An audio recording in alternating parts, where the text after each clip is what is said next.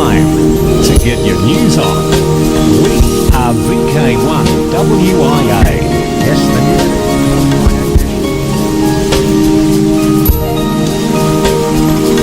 WIA Secretary Peter VK8ZZ and WIA Amateur Radio Magazine Editor-in-Chief Roger VK2ZRH, plus much more information about the Wireless Institute of Australia.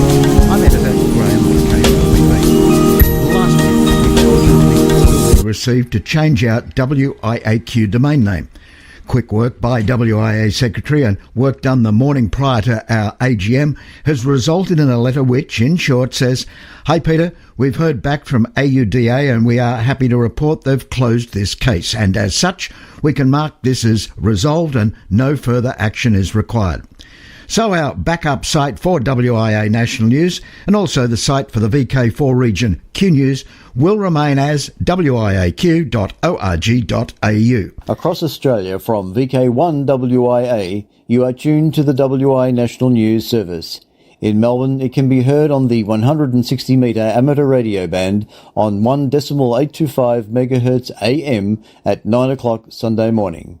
I'm Clint Jeffrey, VK3CSJ. Now, the man we've just spoken about, WIA Secretary and Director Peter VK8ZZ. Thanks, Graham, and good morning, listeners. Well, I would like to thank the well over 100 who participated in our annual general meeting last weekend. The meeting was a hybrid event and included both members on site at the University of Canberra and online. We also had a large number of viewers watching the internet streaming on the WIA YouTube channel. The draft minutes of the meeting and the video will be available on the WIA website within the next month or so. The President thanked outgoing Director Greg VK2GPK for his contribution during his 6 years as a member of the board of the WIA. The quality of the broadband connection at the university meant a flawless streaming of the event to all those attending online. Members who were attending in person in Canberra had the opportunity to network with others attending, as well as meeting our newest member of the WIA board, Giles Kirby, VK5GK, as well as President Scott Williams, VK3KJ, Stephen Green, VK2TSG, myself, Peter Clee, VK8ZZ, and the outgoing Director, Greg Kelly, VK2GPK. I very much enjoyed catching up with some I had not seen in a while, as well as meeting new amateurs on the day. We will upload a number of the photographs of the event, as well as publish them in a future edition of the Amateur Radio magazine for all to view. I would personally like to thank those who attended the AGM, both in person and online, and thank you for making this AGM a most memorable event. I advise that we are currently looking for a club that would be keen to host the 2024 AGM and possibly hold it in conjunction with a field day or convention. A big congratulations to all of the recipients of the WIA Merit Awards. I would encourage listeners to nominate for the 2024 WIA Merit Awards, as nominations are now open. This has been WIA Director and Company Secretary Peter VK8ZZ. This is Roger Harrison, VK2ZRH, Editor-in-Chief of Amateur Radio magazine. Last Monday, the files for issue number 3 of AR magazine were uploaded to the printed server in Bairnsdale, Victoria. From late next week, look out for it landing in your letterbox, your post office box, or your local news agency. The theme for the issue is Test and Measurement, featuring an article on the subject of Your First Test Bench by popular author Andy Keir, VK2AAK, one for those who are new to ham radio. As part of this theme, we explore a subject close to pretty much every ham's heart, repairing things. This brings up the issue of the right to repair. If you buy a product, any product, from a car to a toaster, from a PC to a transceiver, why can't you fix it if you want to? One of our articles on this subject discusses the concept of a right to repair in Australia, which would enable consumers to repair their own products, either themselves or through a third-party repairer, and require manufacturers to provide access to repair manuals, diagnostic tools, and software logs. The article explores the issues from a manufacturer's perspective, including concerns about intellectual property, product safety, warranty rights, the cost of new products, and the feasibility of repairing certain products. The article notes the benefits of sustainability in extending the lifespan of products and reducing waste, but questions whether enforcing a right to repair would make a real difference or simply increase the cost of new products for no real benefit. Those last two paragraphs were written by the latest tech craze, ChatGPT, with minor edits. I have to ask myself, how long before I'm muscled out of my job by a chatbot? That was my real voice, by the way. No, it's true. Dudes, it is me. Enough.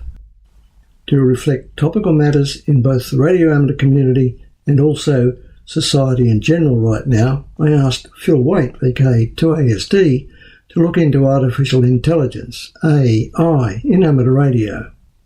There will be some among the clickerati on social media who reckon the term applies to many contacts you hear on the air. Yeah, right. Phil's efforts returned some interesting results, posing more questions than the answers he got after asking questions of ChatGPT. Some say AI suggests machines learning to mimic human intelligence processes by applying algorithms to large accumulations of data, ostensibly making computers think and act like humans. In amateur radio in the near future, how will you know that the on-air voice contact you're having is with a human and not an AI program? The same goes for digital and video contacts. Seriously, when more than 1,000 US captains of commerce, science and industry write to the President asking the Congress to regulate the development and use of artificial intelligence, you know there's a serious issue with it. No sooner had we committed to content on the subject than Google launched its rival chatbot, Bard. Okay. For those that crave the smell of solar smoke in the mornings, we have a 13.6 volt 30 amp power supply for all occasions from Lou to Stefano, VK3AQZ. And, talking about the right to repair, we also have the last article from Phil Fitzherbert, VK3FF's journey in restoring his classic Collins S-line rigs. We live in interesting times. This year, some significant amateur radio clubs reached the ton. That's right, 100 years. So, this issue you can get the skinny on who did what with which and to whom in VK7 and VK2. When the technology was new, wireless experimenters were cool. Shortwave wireless was the TikTok of the day. Not only that, 100 years ago, Australian wireless experimenters caused a sensation when their signals crossed the Pacific Ocean. There were those that said it couldn't be done. While American and European experimenters had successfully spanned the 3,000-kilometre wide Atlantic in 1921, the Pacific Ocean, triple the distance between Australia and America's west coast, was judged a bridge too far. WIA historian Peter Wolfenden, VK3RV, gives us the skinny on who did what with which and with whom. Part 1 begins this issue. That'll be it for this week. More to come later. Amateur Radio Magazine, Volume 91, Issue number 3 for 2023. Serving Australian radio amateur dudes for 90 years, come hay, hell or booligal. Available in print and online, always published to a schedule, never random or half-heartedly slapped together. That's it from me for now. I'm Roger Harrison, VK2ZRH for VK1WIA News. From here, there and everywhere, you've Australia's national news service. We are VK1WIA. Now, international news with VK2LAW Jason. Hello. International news with thanks to the IARU, RSGB, RAC, ARRL, NZART, Amateur Radio Newsline, EHAM, and the worldwide sources of the WIA. In news from Region 1, International Women in Engineering Day June 23 is brought to you by the Women's Engineering Society, who will celebrate its 10th year in 2023 and once again be promoting the amazing work that women engineers across the globe are doing. This year's theme is Make Safety Seen. INWED gives women engineers around the world a profile when they're still hugely underrepresented, with 2021 figures indicating that in the UK, only 16.5% of engineers are women. Now, with that in mind, the the RSGB is asking for help in celebrating International Women in Engineering Day, June 23. They've put out the call for stories to share of women in engineering roles to inspire future generations. DX Adventure Team activated 4 Uniform 100 Quebec Oscar on QO100 from the United Nations Vienna International Centre. May 18, 19 and 20, they made the very first QO100 connections from the United Nations Vienna International Centre, and as a token of appreciation, DX Adventure is donating the equipment they use to make the connections through QO100 to the United Nations for future use. Those dates on HF, you may have also heard them active using 4 Uniform 1 Alpha. In news from Region 2, radio amateurs in Puerto Rico have a day to honour their hobby held this year on Tuesday, May 9. As set out by law in 1996, each year, every second Tuesday of the month of May is known as Puerto Rico Amateur Radio Day. This is part of a larger celebration of National Rodeo Month each May on the island. Amateurs received a special proclamation for the day signed by both Governor and Secretary of State. It recognised the help amateurs have offered in times of emergency. It also highlighted the ARRL Puerto Rico section and the fact that licensees have reached 5,000 as of June last year, 2022. Researchers create thinner, denser computer chips.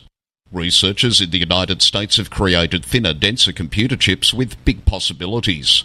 We learn more from Kent Peterson, Kilo Charlie 0 Delta Golf Yankee, over at Amateur Radio Newsline. Denser and more powerful computer chips may soon be possible thanks to findings in a laboratory at the Massachusetts Institute of Technology. Researchers there have developed a means of working with 2D materials so slender they are no more than 3 atoms thick. By layering them atop a fully fabricated silicon chip, they are able to create a denser integration. According to the MIT News website, this low-temperature growth and fabrication technology does not result in damage to the chip. Damage was a major concern during previous attempts to achieve this integration atop a silicon CMOS wafer because the process customarily requires temperatures of 600 degrees Celsius. Temperatures above 400 degrees Celsius could cause the transistors and circuits to break down. The news website also reported that this technology reduces the growth and integration process on an 8-inch wafer from more than a day to less than an hour. A shortened growth time is seen by researchers as particularly attractive for industrial fabrications because of its efficiency.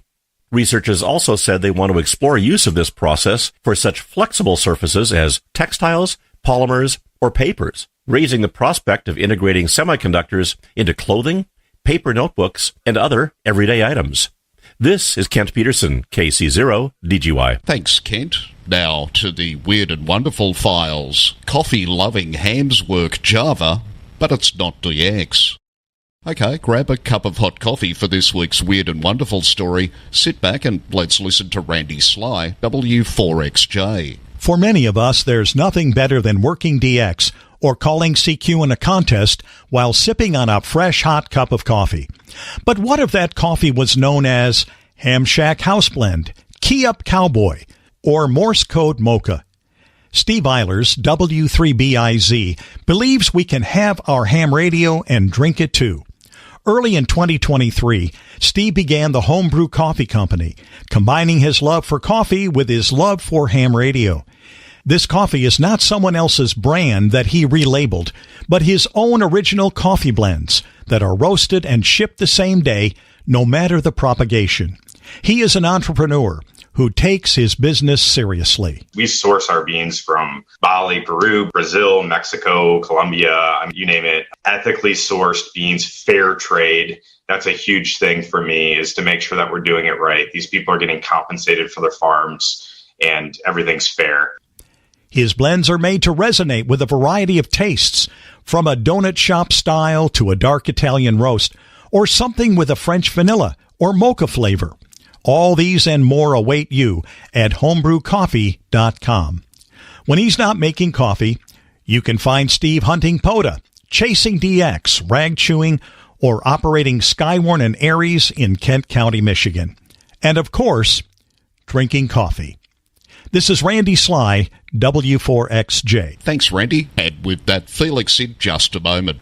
For VK1WIA National News in Sydney, I'm Jason, VK2LAW. We are VK1WIA. Now, operational news with VK4FUQ. Hello there, and yes, remember ham radio, it's contact sport.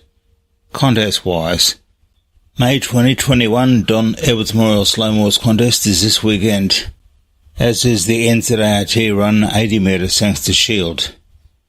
June 24-25 Winter VHF UHF Field Day, 0100 hours UTC Saturday 24 to 0059 hours UTC Sunday 25. But in VK6 had 3 hours on the start and end times. June weekend prior to the second Monday of June, VK Shires. Also make a mental note that the 2023 QRP Day happens June 17. IAA HF World Championship Contest takes place the second full weekend of July, beginning 1200 hours UTC Saturday and ending 1200 hours UTC Sunday, July 8 and 9. All licensed amateurs worldwide are eligible to participate in this contest, as the objective is to contact as many other amateurs as possible, especially IAA member society HQ stations around the world, using the 160, 80, 40, 20, 15 and 10 metre bands.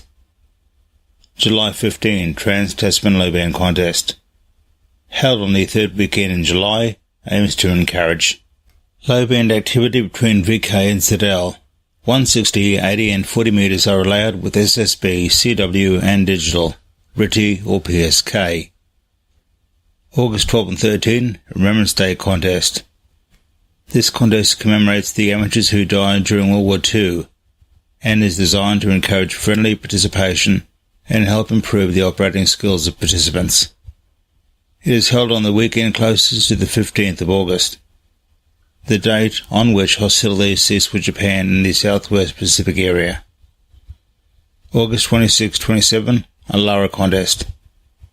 Contest is always on the last full weekend of August. YLs work everyone. OMs work YLs only. Combined phone and CW run over 24 hours. Saturday 0600 hours UTC till Sunday 0559 hours UTC. All HF bands except 160 metres and WARC bands. Echo Link will also be accepted. DX window. Richard VK2SKY joins us as we open the DX window with a little vampire story for you. Yes, I know, Halloween is months away, but I think you'll like the story anyway. A team of amateurs led by Colin VK2JCC has set up shop in the radio room aboard HMAS Vampire. HMAS stands for His Majesty's Australian Ship, and the Vampire is located at the Australian National Maritime Museum here in Sydney. The radio room is part of the museum and thus open for visitors to learn about the importance of radio communications both in wartime and in peace. The Vampire team has been active for a few weeks now, using the call sign Victor Kilo 2 Victor Mike Papa. VMP. Vampire, get it? If you've never worked a warship before, now is a great time to start. So far, 8 amateurs are on the roster to keep the Vampire on the air, using CW and sideband on 20 and 40 meters, and the station is now a permanent fixture on the ship. But wait, there's more. Over the weekend of the 3rd and 4th of June, the Vampire will be active for 24 hours for a special event, Museum Ships on the Air. You'll find the station on or near 14.250 megahertz. Vampire will join many other ships around the world for this fun event. So listen out for Victor Kilo 2 Victor Mike Papa on board HMAS Vampire in Sydney, Australia. And check out the VK2 VMP page on QRZ.com. For WIA National News, I'm Richard Renan, VK2SKY. Back to you, Felix. Thanks, Richard. And the call to listen out for again, Victor Kilo 2 Victor Mike Papa. Another special call to keep your ears open for is VI 2023 HIH.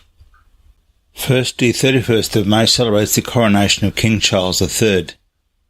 Listen for Giorgio, IU5HWS, using the call sign 5UA99WS. From Niger, until the 15th of June on 40 through 10 metres using FT8 and SSB. QSL via LOTW or via EA5GL. Polynesia. DDR is QRV as FO/F6BCW. From Howardine Island, IOTA OC007. Until October 25 on 86 metres using CW and SSB. QSL via F6EXV. AU40 NRO is active until the 30th of June to celebrate the 40th anniversary of the National Institute of Amateur Radio in India. QSL via VU2 NRO. For VK1WIA National News, I'm Felix, VK4FUQ Inningham. From here, there and everywhere, you've tuned to the Wireless Institute of Australia's National News Service. We are VK1WIA. Now, Special Interest Group News with VK3GTV. Cole. Hello, our first topic this week is faith.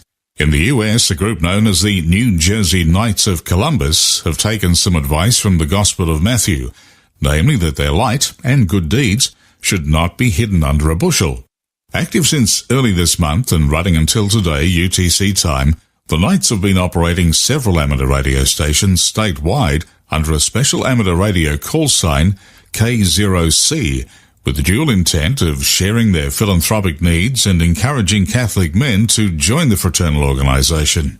The special event stations have been attempting to operate out of all 5 dioceses in the state until the last day of the 127th New Jersey State Convention. My hobby is ham radio, and I love the Knights, said Knights Deputy Director Thomas M. Perotti, who designed and spearheaded the project, adding that this is a nice way to bring these two passions together. Worldwide Special Interest Group's Final Frontier. When the crewed Artemis II mission makes its lunar flyby in late 2024, we'll be able to see video of the moon like never before. And it's all thanks to lasers. Along for the historic journey to the moon will be the Orion Artemis II Optical Communication System, or O2O, making Artemis II the first crewed lunar flight to demonstrate laser communications technology. The O2O system will be capable of returning high-resolution images and video of the lunar surface back to Earth with a downlink rate of up to 260 megabits per second. The laser system will also be able to send and receive procedures, flight plans, voice messages, and other communications between the Orion spacecraft and mission control on Earth. With the launch last month of the European Space Agency's JUICE mission, short for Jupiter Icy Moons Explorer, hopes were high for its antenna, which had been folded up inside the spacecraft ready for its eventual full deployment. The 16-metre-long antenna, known as RIME for Radar for Icy Moons Exploration, was to completely unfold in its first week after the launch date, and it did, but that is, all but one final part. According to various media accounts, a variety of remedies were tried without success, until the flight control team finally freed the remaining part by delivering a shock that moved a tiny stuck pin that had left the antenna section jammed in its folded position. The shock came via a device known as a non-explosive actuator that was located inside the bracket. What happened was disruptive enough to shake things up. May 12th brought freedom as the stuck part became unstuck. So some good old percussive maintenance. Now the antenna should be ready for an even bigger challenge, the moons around the giant planet Jupiter. The mission will use the antenna to study those icy moons as far down as 9 kilometres, analysing both the surface and subsurface. What unfolds there may possibly deliver some shocks of its own. Worldwide Special Interest Groups, Radio Amateur Youngtimers, YOTA, Youngsters on the Air. With the latest, it's over to WIA Foundation Award winner, Alec, VK2APC. Thank you, Cole. Before I go into the news, I would like to thank the WIA board for the Foundation Merit Award and all who support me. This weekend, I have 2 different reports for you. Unfortunately, the Dave Coulter Memorial Youth DX Adventure has been cancelled. The organisers at Dayton Amateur Radio Association said there was insufficient time for the kind of planning needed to allow everyone to obtain their necessary passports. No other details were immediately available, and there was no indication when the next trip would be scheduled. The once-annual trip which has brought young amateurs to the Dutch Caribbean, Costa Rica, and Curaçao, is named in memory of Dave KB8 OCP, who became a silent key in 2013. Now for a better report.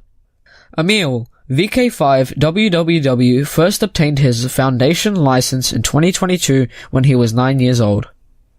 He has been having a go with learning CW, and on 8th of May, Emil had his first CW contact with Gerard VK2 India Oscar.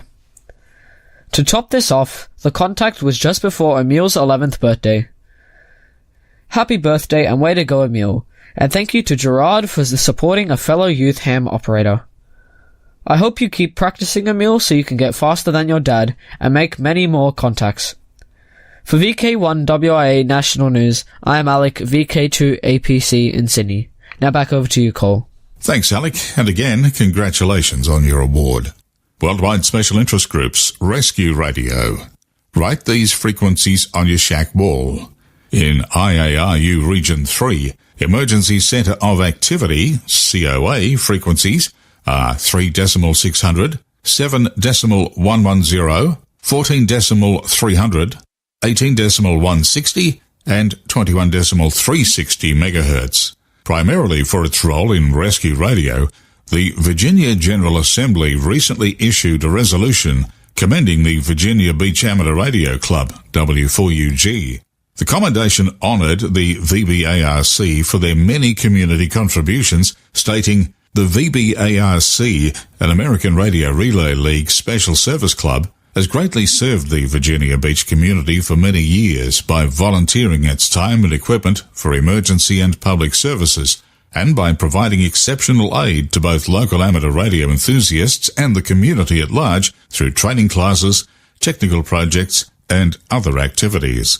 An early marriage and separation from her family kept Rabina Begum apart from her family in Bengal for more than a decade. With the help of police and the West Bengal Radio Club, the relatives have found one another again. The woman's brother, Hussein Ali Sheikh, told the Times of India that in the ensuing years they believed that she was lost to them forever. But he spoke with her at long last on Wednesday, May the 3rd, after the Women's Commission contacted state police, who reached out to the hams in West Bengal. The club has a long track record of facilitating such reunions. Club Secretary Ambarish Nagbigwa, VU2JFA, reached out to a colleague proficient in Hindi and Kashmiri, and details of her story finally emerged. Her brother is expected to travel and bring her home to Bengal soon to be with the family she's missed so much. A great outcome and a nice ending for the segment this week. Till next week, take care. I'm Cole, VK3GTV. And on the social scene, it's the celebration of the centenary of organised amateur radio in Tasmania all of June, with a special WIA news service from VK7 happening June 18, and there are also a huge number of activities happening throughout the month of June and beyond. These include operation of the special centenary call sign VK7 WIA by amateurs around VK7. There's a special centenary QSL card, a centenary award certificate. There are amateur radio open days being held around the state of Tasmania with amateur radio historic and working displays that will be open to the public. In the south, it happens on Saturday, June the 10th. In the north, Saturday, June the 17th. And the northwest, Saturday, June the 24th. In the next couple of amateur radio magazines, we will have features on VK7 history starting in the May-June edition, and the WIA National News broadcast will be coming from VK7 on the 18th of June 2023. There are many more activities happening, and these are available along with more details on the website link on the email edition of this broadcast. And this has been Justin, VK7 Tango Whiskey, for the VK7 Centenary Committee, and this is the WIA National News broadcast. Thanks, Justin. And in VK2, June 10 and 11, it's the Oxley Region's annual field day at Warhope. And also June 10 and 11, in VK5, the Surg Convention and Fox Hunting Championships. Now, till next we meet, I'm Editor Graham, VK4BB. Walk tall. This has been the Wireless Institute of Australia with the weekly news service.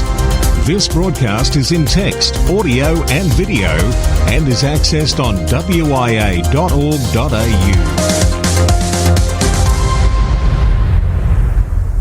Courtesy of Bevan, VK5BD's ATV and YouTube channel, this has been WIA National News.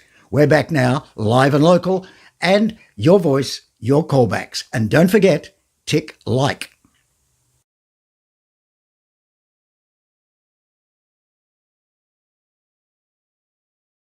Our sun's been snoozing for the past couple days, but it looks like not anymore. Big flares are back. Those stories and more in the news this week.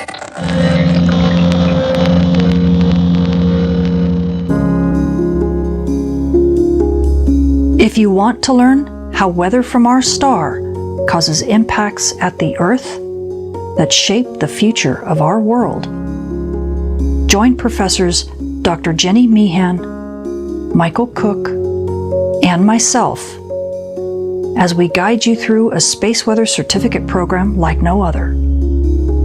To enroll in the Space Weather and Environment Science program offered at Millersville University, go to millersville.edu/SWEN. It's weather for the 21st century. This forecast also sponsored in part by CW Ops.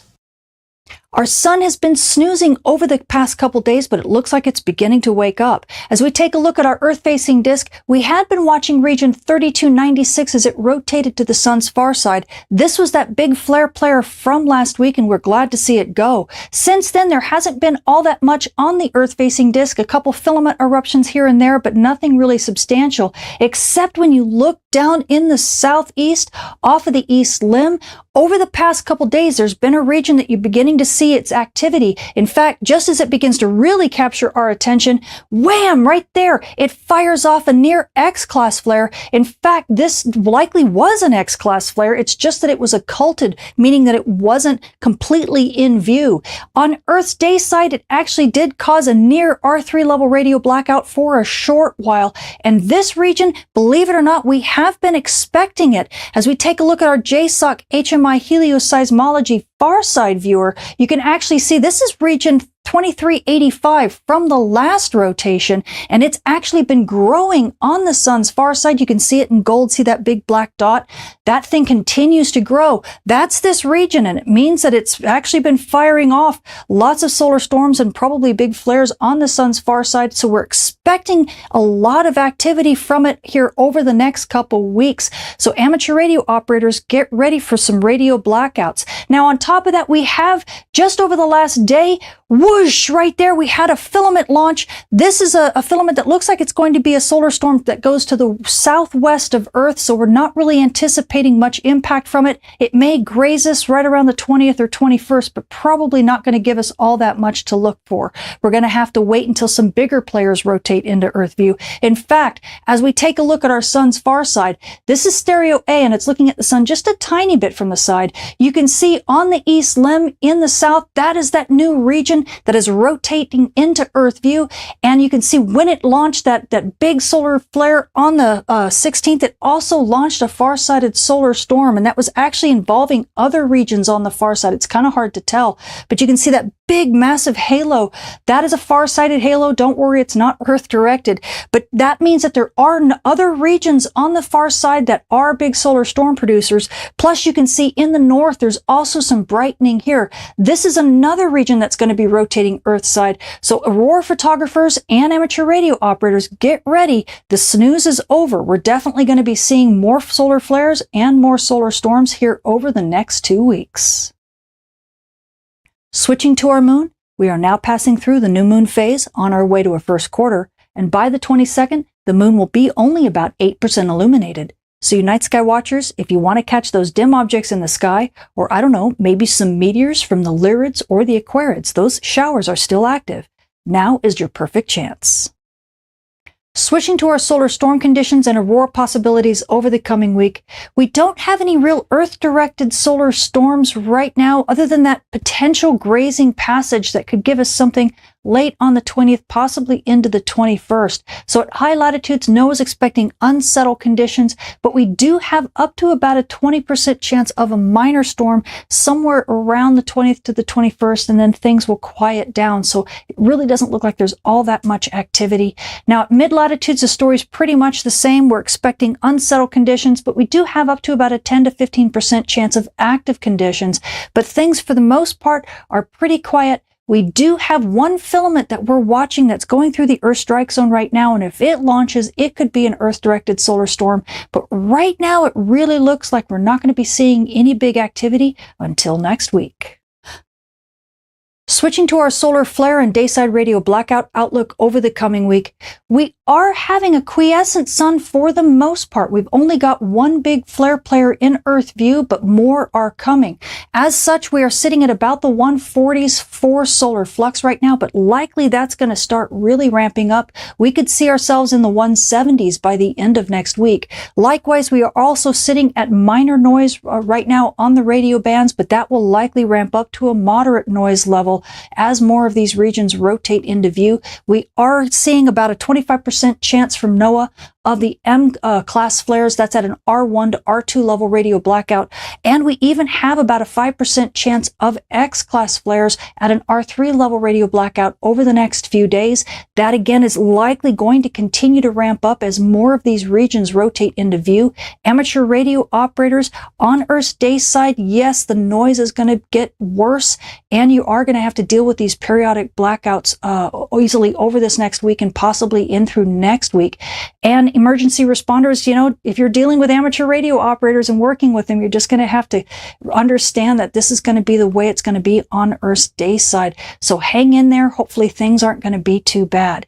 Switching to our radiation storm and polar aviation outlook over the coming week. Right now, we are actually in elevated conditions. This was due to a small radiation storm being launched during that near X-class flare back on the 16th. We are sitting at the D2 minor level, but that's also an S0 level right now. We're not at an official radiation storm. It's just elevated, but things are going to be quieting down over the next couple days, and we probably will be back at D1 normal conditions, possibly by the 19th and definitely into the 20th.